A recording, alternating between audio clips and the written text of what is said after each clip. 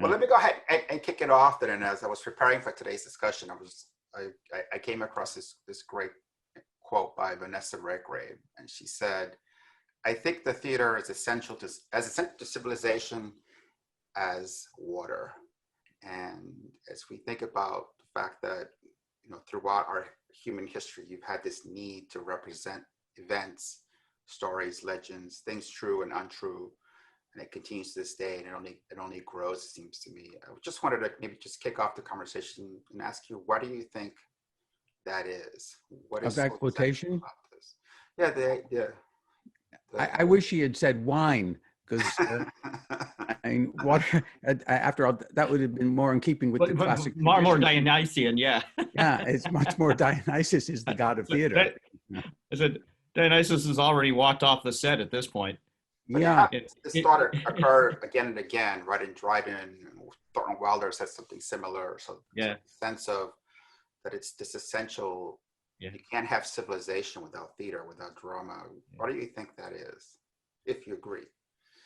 Well, do you want to start, David? You're the theater man. I noticed he picked something from your field, Vanessa Redgrave. He didn't pick a classicist.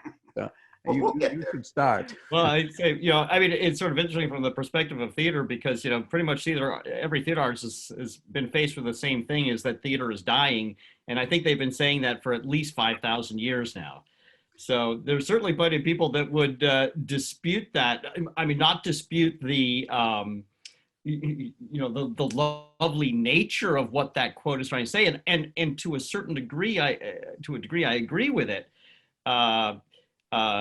Because, I mean, we're constantly asking ourselves in contemporary times, is the theater essential at all? What does theater provide this world that we can't just get from any other, type of media? Is it different? Is it essential? I mean, what do you think? I actually, while you were speaking, I actually did have a thought. Was Mark Nelson teaching philosophy when you were here? Yes, yeah. You remember him? Well, one day he had a telephonic lecture with one of his professors at Notre Dame. The man's name was Alistair MacIntyre, who was a pretty famous philosophy professor and one of the stars on the faculty. And he had written a book called Beyond Ethics, or something like that, in which he was rejecting Aristotle.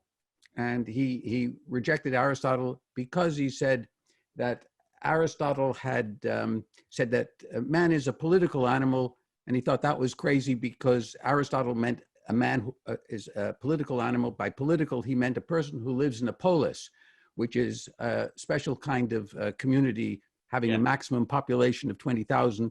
And he said, and MacIntyre thought, well, we don't live in polis anymore, so Aristotle is crazy. But then he revealed to the class that he had an epiphany. He had realized that you didn't have to take political to mean living in a polis. It could mean just living in any kind of a society, and people are social animals, and he would agree with this. And if he had only knew that, he wouldn't have written that book, Beyond Ethics, because he really thought that, with one or two exceptions, Aristotle was pretty much the ne plus ultra of ethicists. Those one or two examples where he wasn't, he was disabused of in the telephonic meeting, happily by me. But I would say that it sounded to me that you were making an analogous mistake in thinking, when you're speaking of theater, you're speaking of the theater in a theater. But if you think how that theatrical kinds of performances have changed, to movies and then to television and other things like that, there is no diminution of theater. It's classics that's actually dying, not the theater. Well, yeah, but I would say, like, where I kind of think at the kernel of this sort of just this discussion and that quote as a liftoff point, just as you said, community is the key part of this. And I've made this argument oftentimes of sort of, I guess, bemoaning the demise of theater, which is to say, and let me flip it around to say why I think theater never will die, is because I do think, as you brought up with Aristotle, is that we are communal beings, and that a theater by its nature is a communal event. and that no matter what we do over time, theater was a way to transcend stories in a communal capacity. But then, along eventually comes film, and now we've removed the living actor and replaced them with a two-dimensional, flickering of light. We could talk about that from a Platonic standpoint. And then, and then eventually we remove the audience. We put everybody in their living room with a television set. And then eventually we remove even the family members, and we have, as we go virtual in a one-on-one on a screen. So we've gotten further and further and further away from these types of events as communal. And I think that somehow there's intrinsically a desire to return to that. But isn't Zoom bringing it back? Yesterday we both had religious services over Zoom, and in gallery view you got to see all the other people there, and there was some kind of community feeling. And in fact, I was really quite surprised at how many people used the chat to tell the rabbi, and especially the choir, which had met separately with a music person who somehow they recorded their voices, and the music person blended their voice, and it was really beautiful. And the whole community of congregants were congratulating everybody on how wonderful the service was under these terrible circumstances. So maybe the coronavirus has brought us a sense of community in another way. But I was thinking too, as you was, I'm so glad you mentioned that, because that's one of the big differences of Greek theater, where the plays were performed only in the city, at least originally by the people who wrote them, and the actors were all citizens.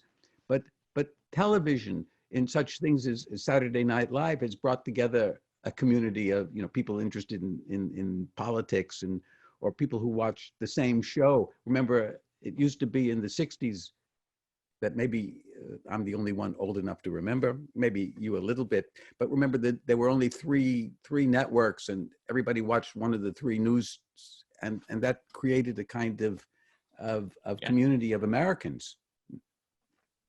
I want to follow up on that thought of community if I can. Oh, sorry, go ahead, David.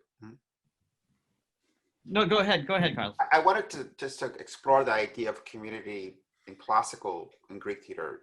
Jim, what was, we read a lot about the playwright and the actors, but what was the role of the audience, and what was the communal aspect of ancient theater? Well, it's really hard to know.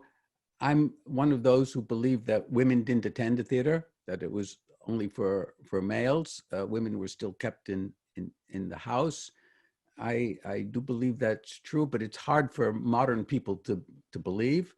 But it was like going to the theater in Saudi Arabia, I imagine, or in Turkey. You only see men in coffee houses. I believe that women were kept inside, and they weren't permitted at any of the games.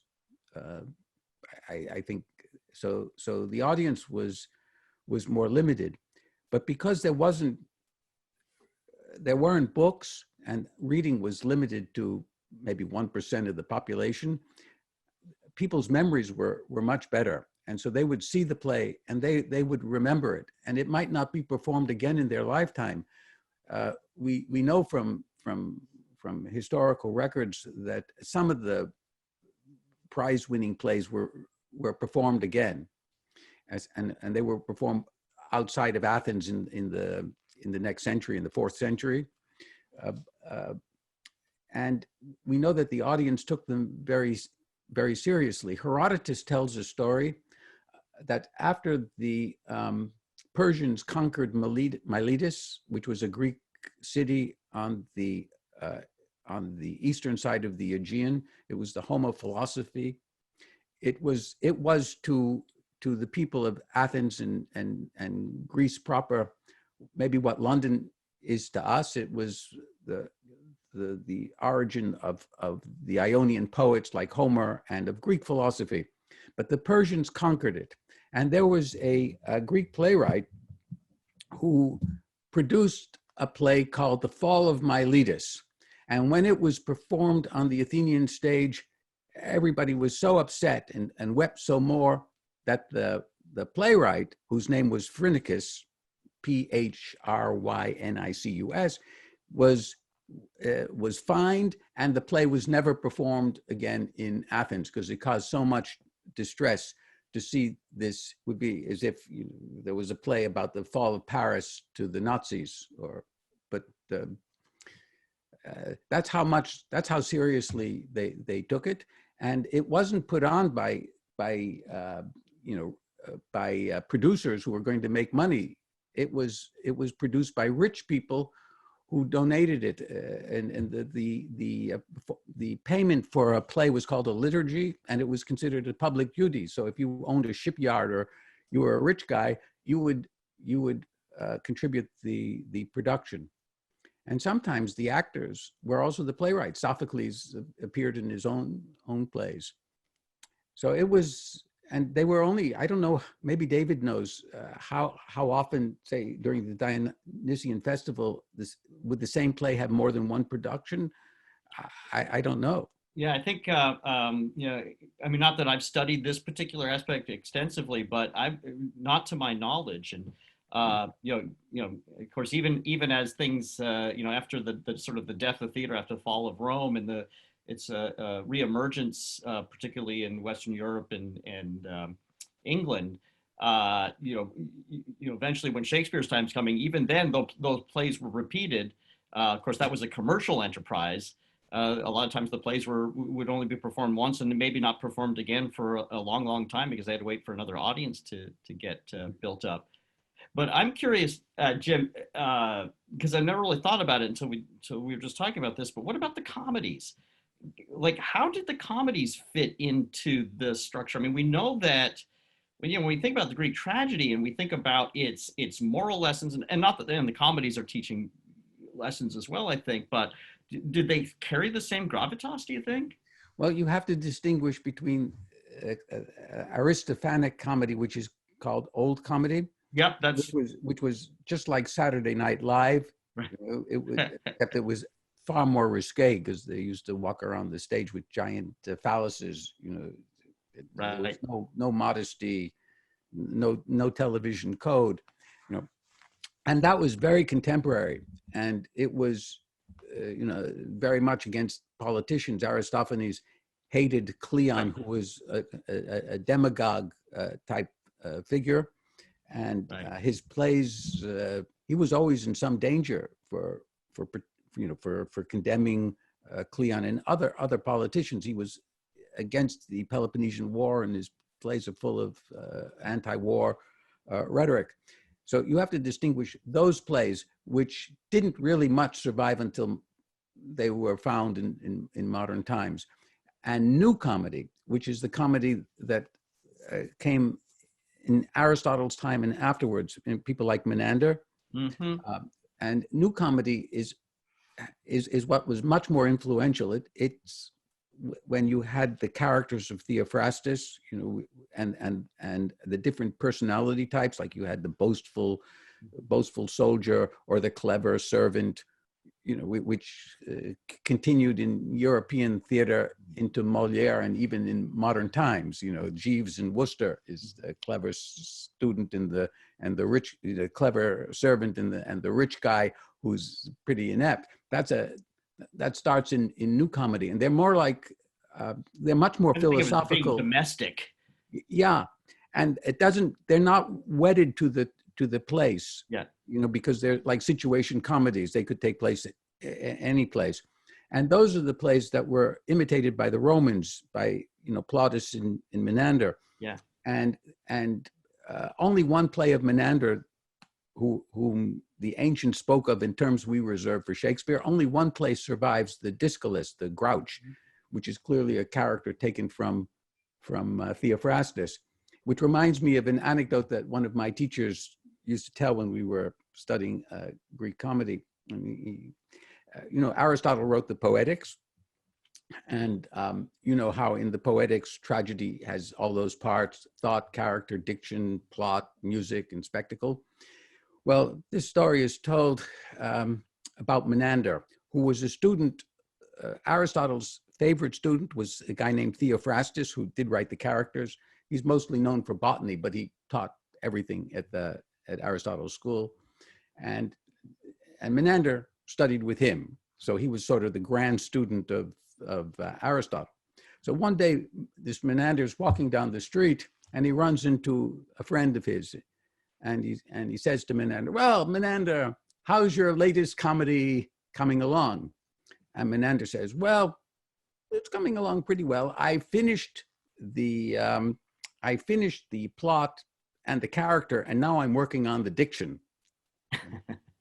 As if those things were separable.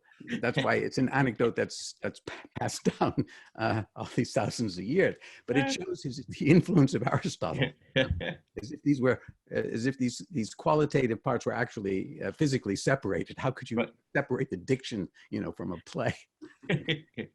Yeah. But just kind of coming back, I'm thinking, especially thinking between new and old comedy, and just thinking about like when Greek plays are coming back in different capacities in our times, whether it's a remounting of a Greek production or an adaptation, a modern adaptation.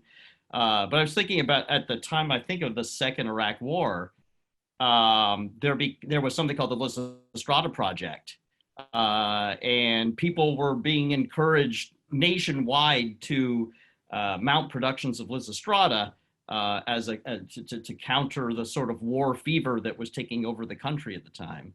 And just sort of thinking about the impact of that some of the comedies have had maybe in some ways as much impact as the great Greek tragedies. In my day, it was the Vietnam War, and people were mounting productions not only of the Lysistrata, but also of the Trojan Women, and other plays by Euripides, which were very much anti-war plays, showing just the devastation and the folly of them. I think that theater continues to serve that purpose. A few years ago, there was a professor at Hampden-Sydney who was hired for just a year as a replacement for somebody in the rhetoric program, and he was from Central Africa. I can't remember the country that he was from, but he had done his doctoral dissertation on African versions of Antigone. So I happened to be reading that year Antigone in Greek class with my students, and so I invited him to come to the class for a day to tell us about those adaptations. And he told us about 2 or 3 different African adaptations of Antigone and how they were changed and adapted just to suit the political situations in that particular part of Africa.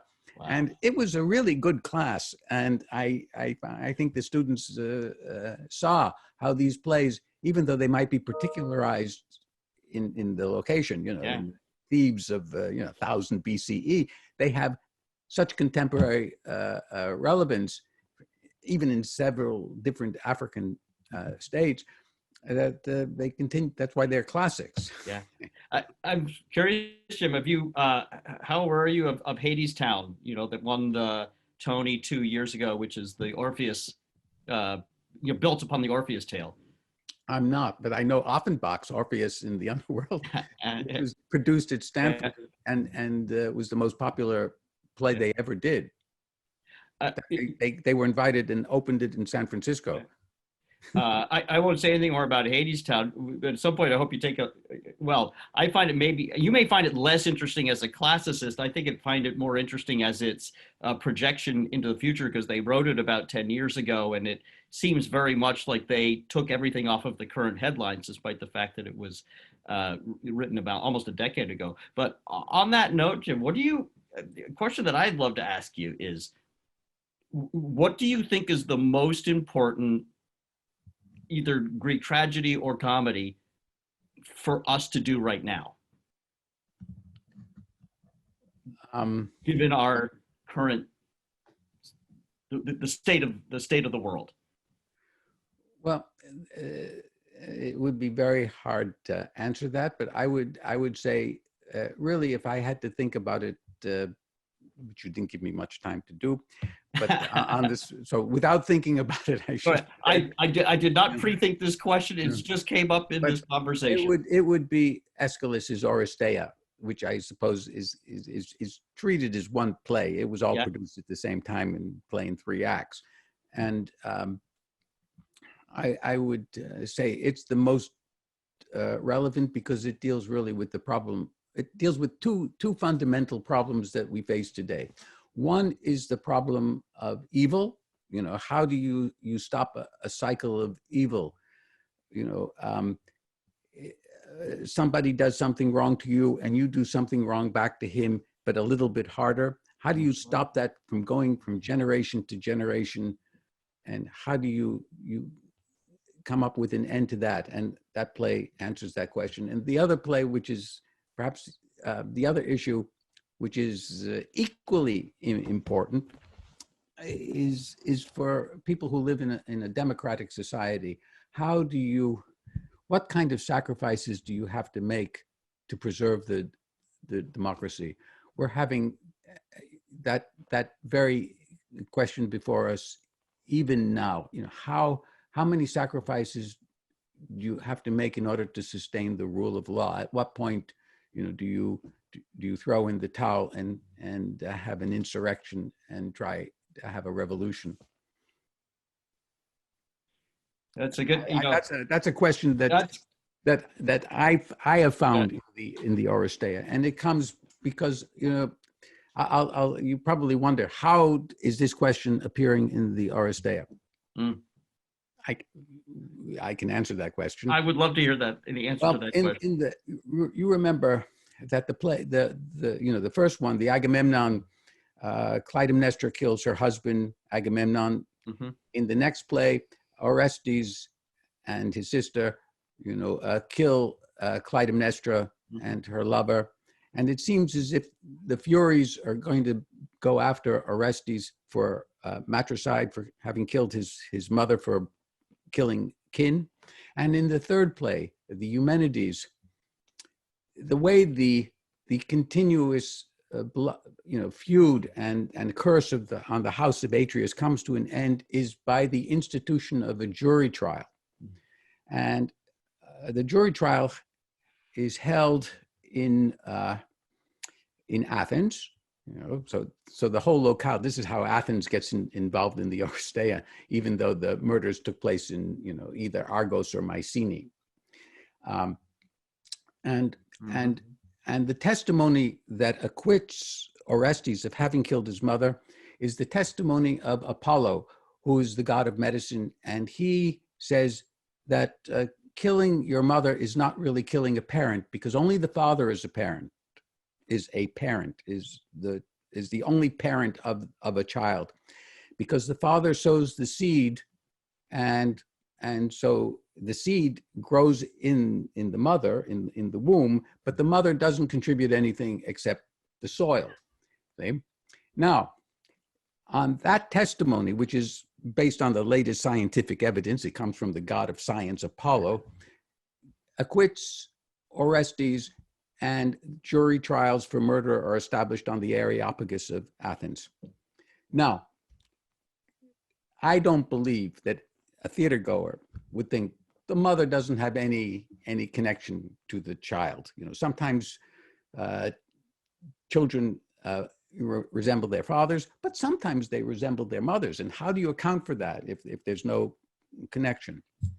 But I think what Orestes is telling us, if we want there to be an end of the evil of these disputes among individuals, we have to have some kind of trial. Now,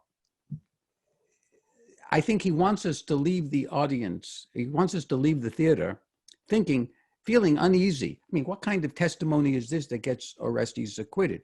But what's the alternative? The alternative is the continuation of the strife, of the blood feud. And so for the sake of having jury trials, right, you have to give up having the gods make the decisions. Mm-hmm. Certainly at the time of Aeschylus, they knew that the Delphic oracle was bribable, you know, with offer bribes. And so you have to make a sacrifice. And I think Plato in the Crito is doing the same thing. This is the one where Socrates doesn't escape from prison, but he says that would be wrong to break the laws of Athens. You know, they might be administered badly, but it doesn't mean undermining the whole legal system. And he makes a sacrifice for the sake of stability and for the rule of law, even though he doesn't accept even though the decision was bad in his case. But I think that's the issue having to do with the rule of law and democracy. How much are we willing to sacrifice for stability? Because certainly we've seen that in the country. The people who don't like a decision of the Supreme Court have gone along with it. What was their alternative? Their alternative was insurrection. But they said, for the sake of the country, for the sake of stability, we're going to accept the rule of law. And that's an issue before us even now. If we have people who are violating those very principles and subverting the rule of law, so I think that play is completely relevant to our time. But that was a longer answer than I had anticipated. And I'm sure Carlos is going to be mad at me for giving a big speech instead of not at all. this conversation. No, as I listen to the dialogue, I keep going back to the question of sort of the nature then, right, of drama in sort of human life. There's, in that setting, to make a philosophical or even political argument, in some other cases to take you away from reality, in some cases to show you reality even more profoundly than watching the news, right? So when you think about that, and you think about it not just in the Greek context, but Shakespeare and everybody else, right? Marlowe to today. What do you think is Carlos? Could I say something? When David was at Hampden-Sydney, he brought in a traveling company that dealt with an issue that was a hot issue, and I guess still is. It was after the Anita Hill business and the Clarence Thomas election for the Supreme Court. And he brought in a traveling troupe which did Oleana, which was a play by David Mamet. And he originally asked Roger Barris to moderate a discussion of the play after it took place. It was about sexual harassment. And but Roger Barris bailed, and so I was the second choice. And which is pretty much the story of my life. And so I conducted it. And maybe David can tell you about that, because that was a burning issue on campuses then. And it arose from the Anita Hill. I think David Mamet probably had that in mind when he wrote it. Well, he had written that play and stuck it in a drawer, because I mean, the issues had been alive for a while. And then I think that event happened, and he pulled it out of the drawer and said, now's a good time maybe to do this play. But what I remember most about that particular event was that so we had the discussion afterwards. And I think I think we did, I'm sorry, I've been away from Hampden-Sydney too long. What was the building that we did that in? It was in Crawley Forum. It was in Crawley Forum, correct. And I think it was full. I mean, it was a full house. And, normally when you do a discussion or you give people a few minutes to leave, they want to bail after the production, you would expect that from most college students, half of them to get up and leave. Nobody left. And then we had to close the building, and so many students wanted to keep talking about it that we had to transfer to another place to keep the discussions going. It was really a pretty spectacular exhibition of people desperately wanting to dig into an issue that was provoked by a play, which doesn't always happen.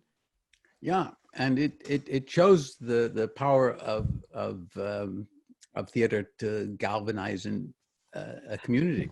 I was sort of thinking as you were talking before, it's like, why? It's like, plenty of the Greek philosophers did not write plays. And certainly everything that you spoke about has been probably written in various capacities with the philosophers in, philosophical essays or books or et cetera. And I was just thinking, so why would we use plays to try to get across philosophical ideas that one might argue are better transmitted in a book. Well, you know, you have Plato himself, who wrote dialogues, wanted to, the story that's come down from antiquity is that he wanted to be a playwright. That was his dream. That was his ambition. But then he ran into Socrates, and he was converted to philosophy.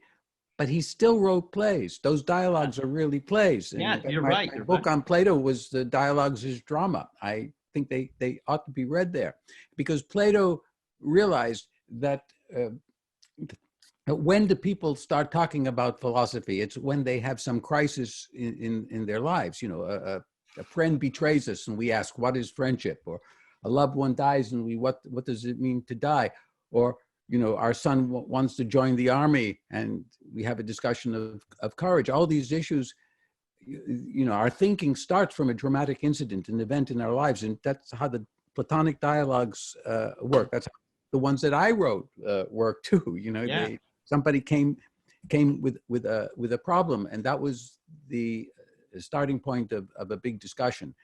And so I think novels and plays, and Carlos has written a really lovely novel, a really wonderful and deep novel that stirs thoughts about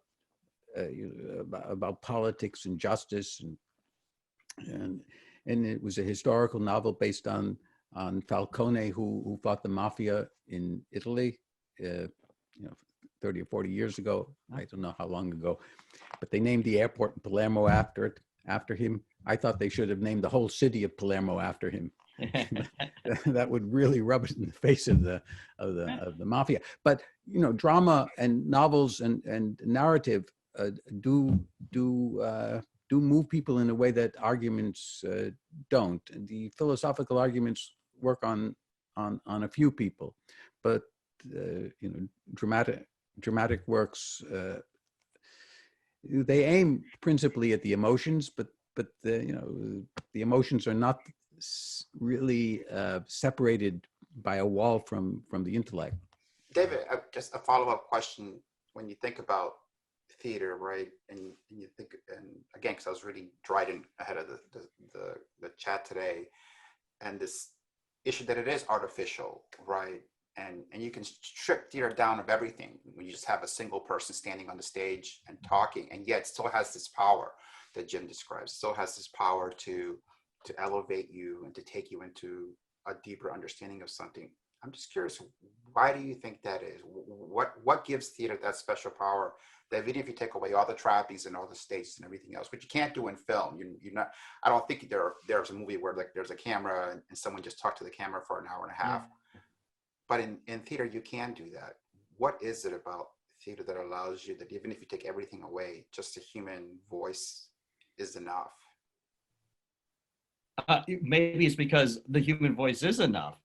And I think that there's something, I don't know, I always kind of come back to that sense of the nature of human beings. And I think, Jim, we've had a lot of the discussions and a lot of the dialogues that you wrote kind of get back to, you know, what is the nature of a thing?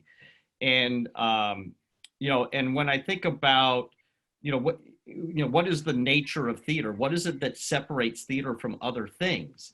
I would have to say that it's liveness. And we can't experience that.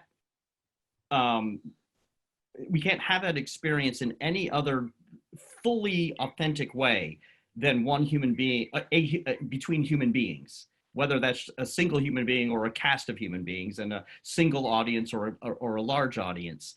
That is ultimately theater at its most fundamental nature. I mean, I can get into other things like storytelling and other things, but you know, when you boil it down, it's a group of human beings presenting something to another group of human beings. And when theater gives into that and recognizes that, that's when I think theater is at its best. I personally, this is, you know, maybe Aristotle would dispute, particularly on the subject of spectacle. But you know, like I said, when theater tries to be film, when it gives in entirely to its technology and actually minimizes the human being, I think it minimizes its nature and it minimizes its power. I don't know if that's exactly you're heading down the path that you were asking with the question, but that's sort of my gut reaction. I would only say that Aristotle is actually in agreement with you. Of the parts of tragedy, spectacle is the least important, and that's why he says that plays can actually can be read, and it's better to see them because they're an imitation of the action, and much better to go to the theater and see the play than to read it. But he says, but you can read a play, and it has no music or spectacle when you're reading it, and it's the word that counts. David, He really is in agreement with you. You don't disagree with Aristotle. Good. David, At least not on this. The ritualistic part of theater, right? And again, in reading, you sometimes come across this comparison about the ritual of a thing like religion and the ritual of the theater, the lights going down, the special hall, if there's music. So there are all these elements that are common to almost a religious experience that you have in theater. Do you think that has an effect? Well, that religious is, I just have to say the religious experience is ruined when somebody comes out and says, I'm sorry, so-and-so is sick, he's home in bed, and so this other person is taking his role. But I mean, theater's origins are religious. I mean, ultimately, and this, I think that, predates the Greeks.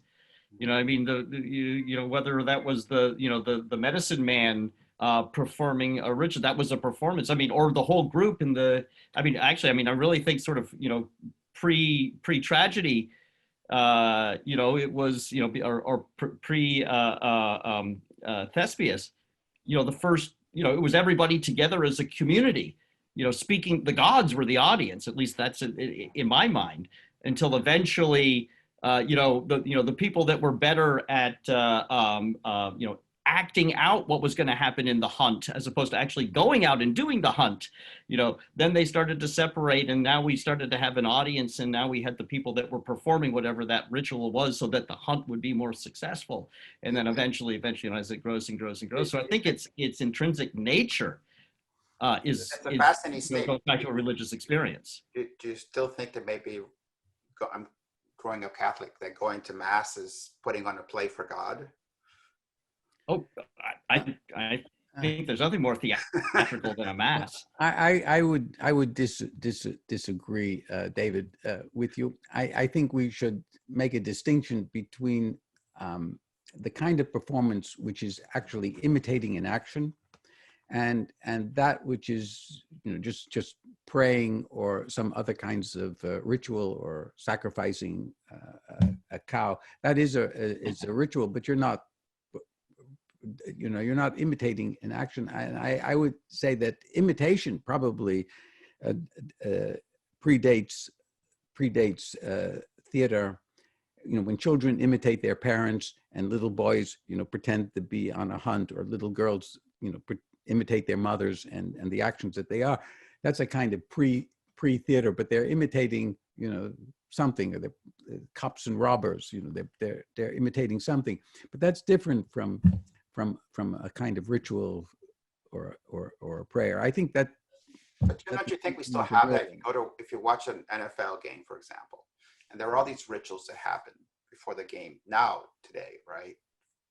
First are the soldiers that come out, and there's this giant flag on the ground, and songs are sung, and an anthem is sung, and people look up to the sky, and planes sort of fly overhead, and it's almost like you're calling down. This act that has to happen, and then calling down sort of God to bless this football game. Well, you're expanding the meaning of theater.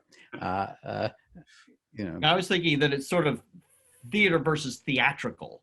The way I might differentiate those two. Okay. Yeah, I would accept theatrical, but when you talk about theater, I thought it was different from, say, a ballet or a musical performance, because it has logos. It has words. It has a speech, and it has a plot. I mean, some ballets have a plot, like if they're based on an opera, like Giselle or Eugene Onegin. But I never could follow the plot of a ballet. My parents took my brother and me to ballets, and I was always bored to death because you couldn't. I was not able to follow the plot, even if they gave it in the program. Who could remember all the details of the plot? But theater and opera, which I do like, which is a combination of music and theater. You bring up opera, which I wanted to get to, and how do you think? What is the effect of music on drama in the setting of an opera? It's a good thing that you asked. David and his wife Mary went with Barbara and me to the Richmond Opera very often. We both had subscriptions, and we went all together. We'd have dinner in Richmond, and then we went to the opera. It was a lot of fun. I think that opera.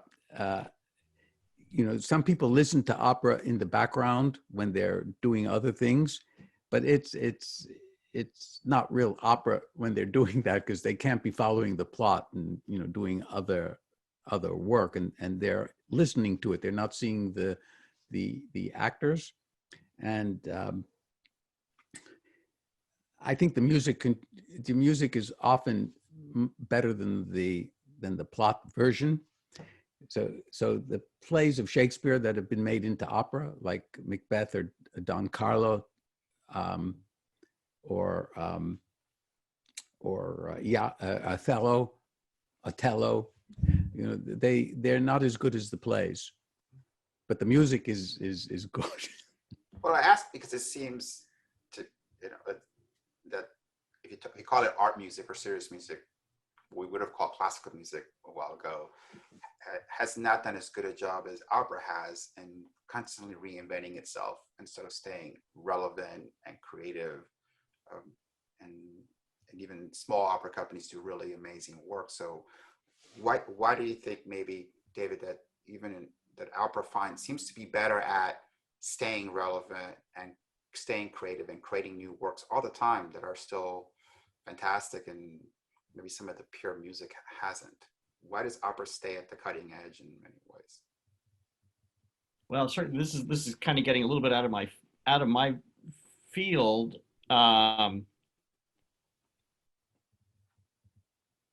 mean, ultimately, though, kind of getting back to our discussions. I mean, opera is still telling us a story, and that by its very nature, I guess you could say that any music, a classical piece is telling a story too. But as Jim had noted, words are sort of the critical element here. Ballet can tell us a story as well, but it's more limited. But I think, I guess ultimately opera is giving us a combination of the musical enjoyment or the thrill of the music, but combined ultimately with words to transcend us from, on a journey. Mm-hmm. And I think the journeys are, can always be made relevant and always made contemporary. An attached question, though, is why is opera's audience so small compared to other performing arts? I would say that the audience for ballet or most forms of dance is much larger than that of opera. Now, that could be cost, or there could be any number of reasons. And I don't have an answer for that. But I would say that, just coming back a little bit on the conversation, I was just thinking, Jim had just said something to maybe think about, words, and particularly contrasting, what's the difference between going to see a dance and going to see a play. And I started to think about that one of the things that you need words to do is lie. And that is to say, with words, we can tell the truth and we can not tell the truth. We can tell the truth, we can say what we say, and then underneath that, we are trying to figure out what we mean. And I think somehow that's one of the aspects that perhaps, kind of going back to the, why do we need plays? Why can't we just write this stuff in a book? You can't quite write a lie into a book. It needs to be performed in some way or enacted like it is in real life. I'm just curious, Jim. I don't know where I'm going with this. Well, Do we need words to lie? yes, and in fact, the poet Hesiod, who introduces his theogony with the words that the poets, the muses, have taught people to tell the truth and also to lie. And it's a feature of the very first works of literature that they contain people not telling the truth. If you look at the Bible, the first, you don't have to go beyond chapter 3 to get lies, namely by the snake, who's seducing Eve. And in Hesiod, in the first 100 lines, you find out about how Hesiod's brother is lying and bribing the judges and cheating to get the whole of the father's inheritance. And the Iliad is also full of falsehoods.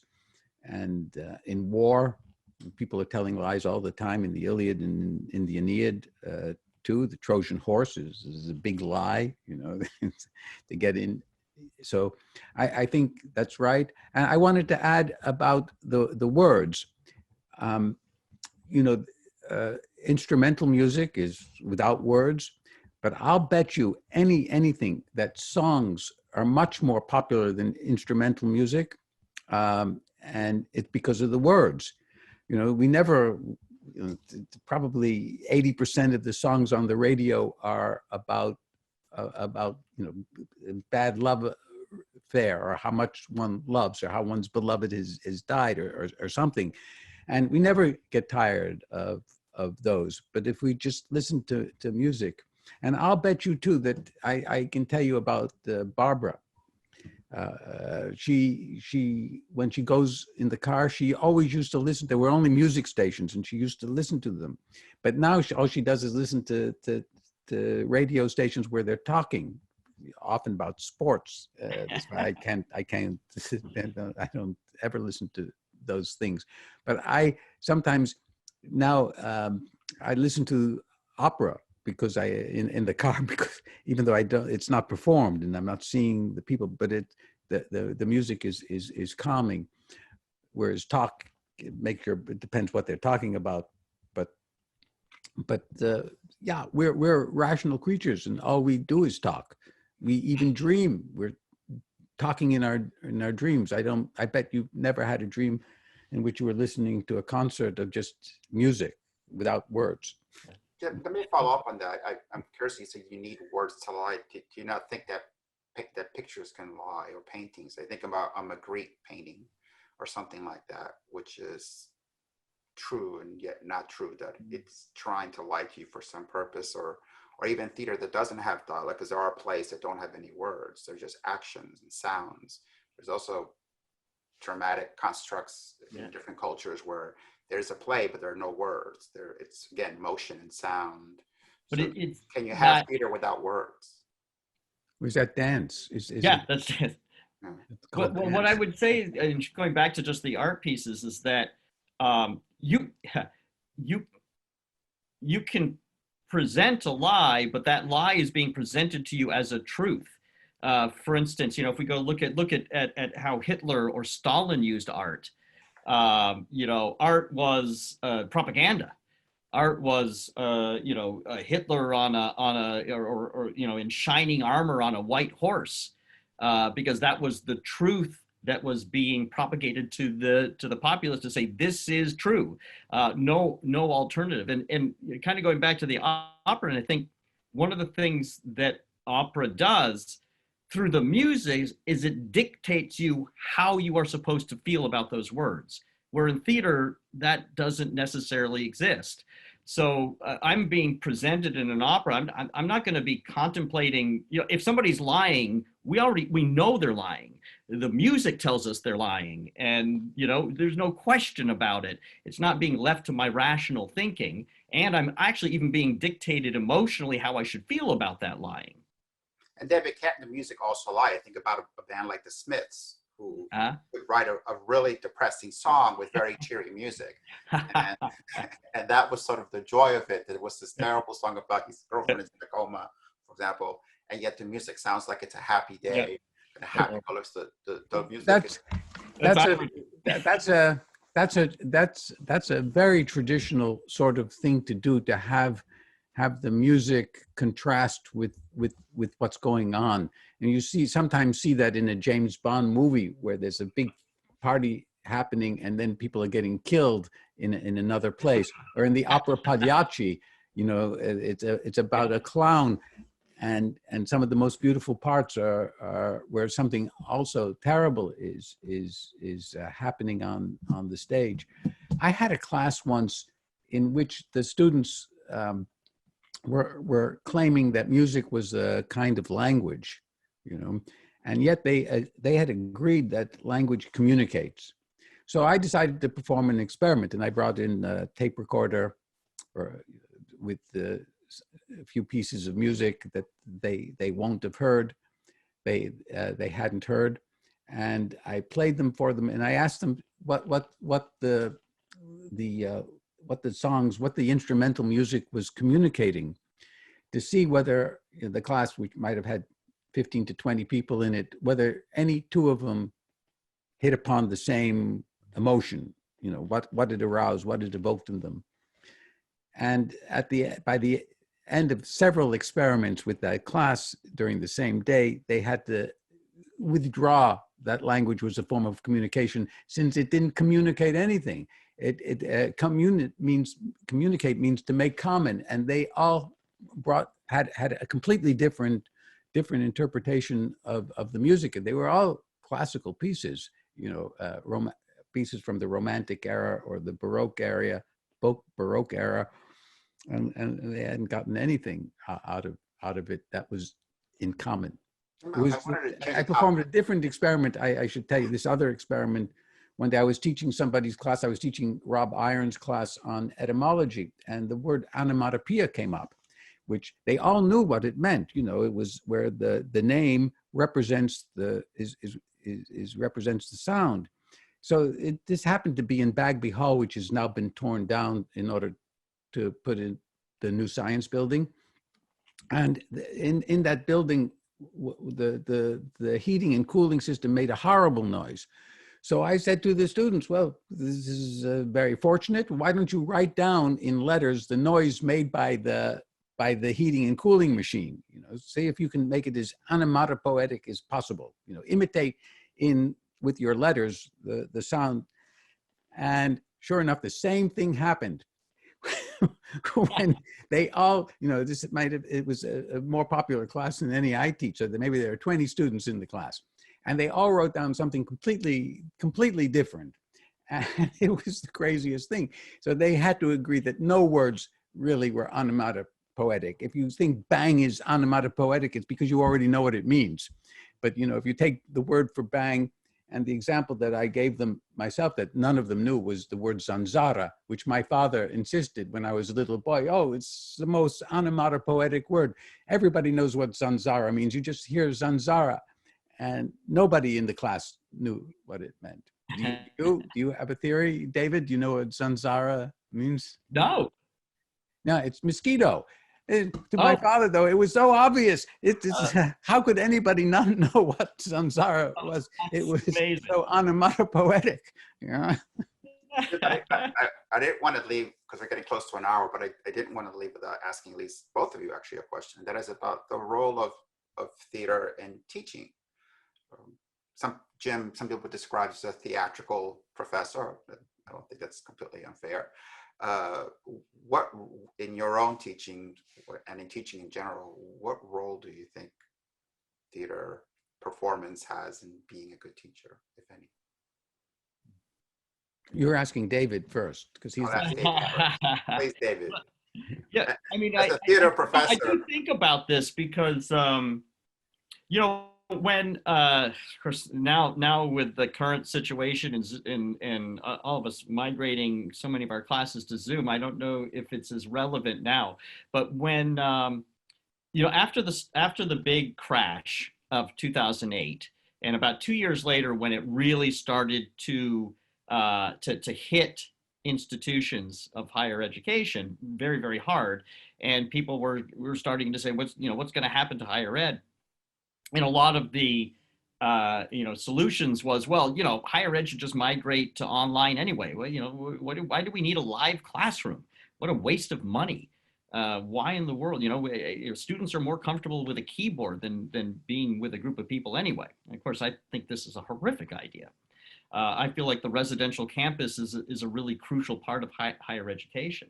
And that very question that I kind of posed a little earlier is that I asked about theater, like what is it that can separate theater from other things, other similar things in its discipline is its liveness. That is how it's different from television, how it's different from film.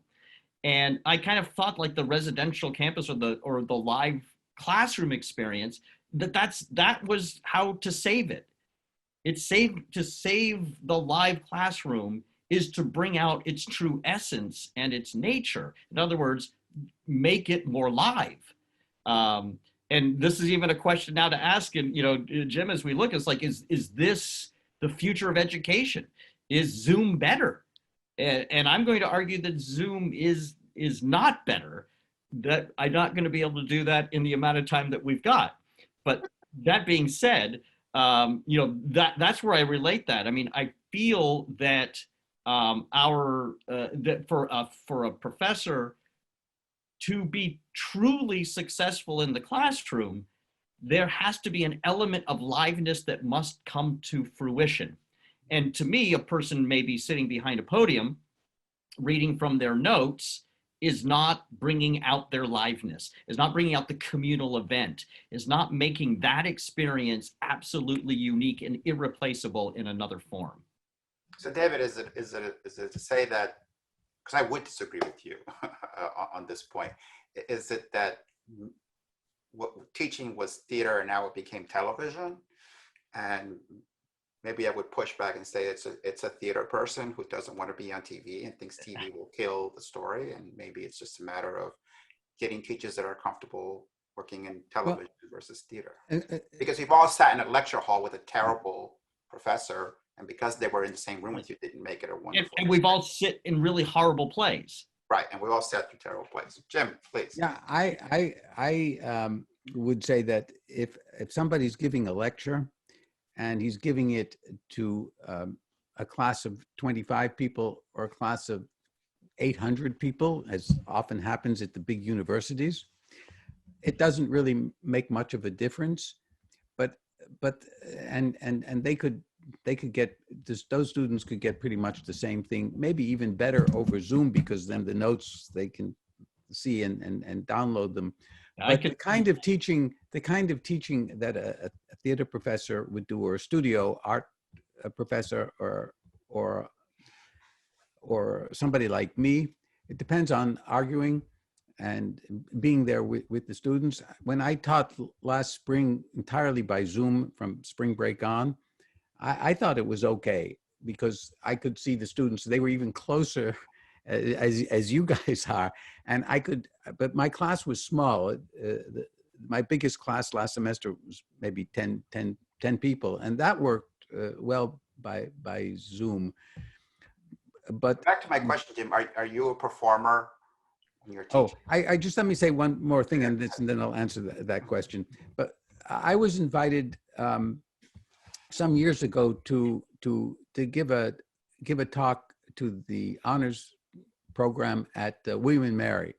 And I was invited by somebody in the philosophy department there. And he was explaining to me how just then, it was at the beginning of the 90s, maybe around the same time that David came to Hampden-Sydney, the administration at William and Mary, which was the College of William and Mary, and they still use college, they had a meeting with, the dean had a meeting with the philosophy department, and he said, you have these small classes, in philosophy, but if you're willing to teach a class of 100 students or 120 students, a big lecture class, then you guys will have fewer preparations. You only have to have one class or a semester, or maybe, I don't remember the exact details, but it was much smaller teaching load than they had. And of course, at that time, William and Mary wanted to become, like all the other schools, a research institution where teaching was no longer very important, but the publications of their professors were the most important thing. Now, this professor who was in the philosophy department who had invited me, he was so opposed to this because philosophy required arguing with the students, and having a maximum number of maybe 25 was, about as much as they could, he thought one could argue with. But all the professors in the philosophy department, except for him, voted to have a smaller teaching load. And I, coming back from William and Mary, was happy to be at Hampden-Sydney, where we didn't have that decision. Though the biggest classes at Hampden-Sydney are those in economics, where the students don't write any papers. All their tests are multiple choice, and they listen to lectures in classes of 40 or 45. And I don't think they're getting their money's worth to go to a liberal arts college. So it could be that the kind of education that David and I like is going to be an elite education in the future, because it may be just too expensive to do it, on a large scale. I agree, Jim, and like you've talked about this before, I always recommend everyone to read the book, Recording Bach, right? Reinventing Bach by Paul Elie, who talks about classical music and how at the beginning of the 20th century, you had a lot of people who played Bach just not that well, and they were all doing it live. Mm-hmm. And then by the end of the century, the average person could hear Bach played at a level that was unimaginable at the beginning of the century, but it was all virtual, it was all digital. To have a person like Angela Hewitt play Bach for you live had become an experience only for the elite. And I think that's the future of education. I think 100 years from now, more people will be taught Shakespeare at a higher level than the average Shakespeare lesson today. But to have a great person sitting in your live experience teaching you Hamlet will be something that will be almost never experienced. And so the average quality will go up, but the live element, and it's bad news for anyone whose name isn't Harvard or Stanford, because it just consolidates power in the elite institutions over time. Well, but yeah, but the people who have David for theater are going to be as well off as if they had Sophocles or somebody. They don't have to go to Harvard to get David. I remember he was a great drama teacher at Hampden-Sydney because he taught by inspiring his students to do well. He didn't have to yell at them and threaten them and say, "You're going to be on the stage. It's not me who's going to be embarrassed." He inspired our students. And I think that's the positive side. The productions that he had were really sublime. I think that's the positive side of that prediction, that the best teachers will be able to teach anywhere, and they won't be connected necessarily to the institution.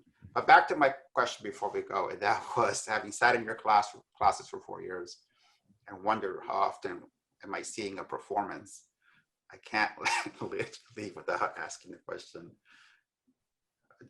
Of me? Is a great teacher also a great performer? Well, in the sense of having an imitation of an action, I was not imitating anything, and I didn't have a sense, and I still don't, of performing. And my classroom work is unscripted, and I couldn't ever predict where it was going to go because I was arguing with the students and getting the cue from them. So it's not really, I would say it's not really a performance. It was, I was just trying to teach as well as I could, but I wasn't imitating anything. What about you, David? Do you think that there's an element of performance to being a great teacher in a life setting? Yeah, like I said, I mean, there maybe on the form of technique, and like I said, going back to the idea of the great big classroom, I mean, we have you've probably sat in some big lecture halls where you actually did have a professor that, again, I would say is more theatrical perhaps than maybe theater. That is to say, they were animated, they were engaged, they were interesting. They might not have been scripted, but probably to a degree, maybe, like they knew what they were going to say, how they were going to present it. They might have used spectacle. I mean, there's all sorts of theatrical elements that will make, that could make a classroom experience far more engaging than one that is devoid of all of those elements. So I would say that it's I mean, I guess the question is any time that you put a human being in front of an audience, is that theater? And I would, I would say probably not for me. And I guess this would be the differentiation, and that is that theater is art. And I don't think there's artistic elements to teaching, but it's not art in the same way I would define a performance art. Right. I But think there's definitely elements. yeah, I think your point is really quite good. A lecture is a kind of performance, and I too will use spectacle, as Carlos reminded me once of the flag that I used. But that was a lecture. I think of teaching as a cooperation, as a communal experience. The students are speaking more than I am, or the same amount, or it's unscripted, and it's more like a conversation. So we're over the hour, but I wanted to read a final quote to both of you and have you react. Maybe it's a closing thought. It's from, you brought up David Mamet, and it's a David Mamet quote. And he says, "When you come into the theater, you have to be willing to say, we are all here to undergo a communion, to find out what the hell is going on in the world. If you're not willing to say that, what you get is entertainment instead of art, and poor entertainment at that." Hmm. Well, that's what we've been discussing. You didn't need to give us the quotation. Well, I wanted to just get your sort of thought, maybe final thought on the role that drama and theater has in our lives, if something comes to mind. Well, I struggle with this question because, it sort of says, like, is there any, first, I don't know, a completely frivolous comedy, is that art? Is that important? Is it serving any other purpose than just sheer entertainment? And does that make it, can we qualify that as a good or bad thing? And I think it goes back to what is the purpose of any, in this case, this performative activity of a play. And I think ultimately we're asking it to be the best of whatever it is trying to be. And I think that I don't know if you're familiar with the play That Goes Wrong. And it's played in New York, and then they've done many others. They have the Peter Pan the Peter Pan Goes Wrong. They've got Magic Goes Wrong, and basically it's just it's pure slapstick. There is not a scrap of sociopolitical relevance whatsoever. I mean, maybe a PhD student could dig something out, but it has one purpose and one purpose only: to make you laugh. And where I have to tip my hat to this company that creates these pieces is that they do it very, very well. They have elevated it to an art form. And if I'm going to go see the show Goes Wrong, actually they have a TV show now that's basically just their theater shows on film. You can actually see it on Amazon Prime for free. Well, if you have Amazon Prime. These guys had one purpose and one purpose only. And I go knowing that that's what I'm paying my ticket for. Now I am entering into a bargain.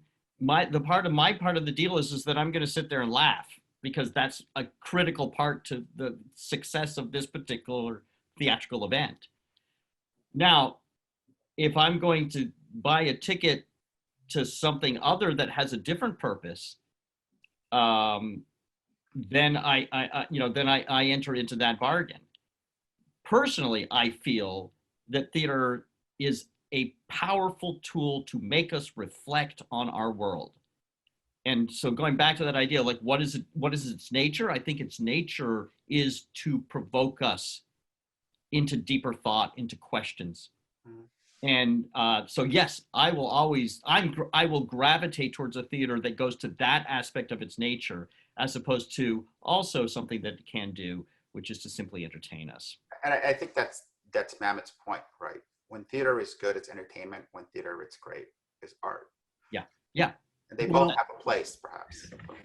I'm totally on board with that. Well, I would change my response a little bit to that. I have a somewhat different response. I'm thinking of Tom Lehrer, who went to my high school. Ah. But the William Barr also went to my high school, so that undoes that cancels the glory for Tom Lehrer. But Tom Lehrer said, you know, that life is like a sewer. What you get out of it depends on what you put into it.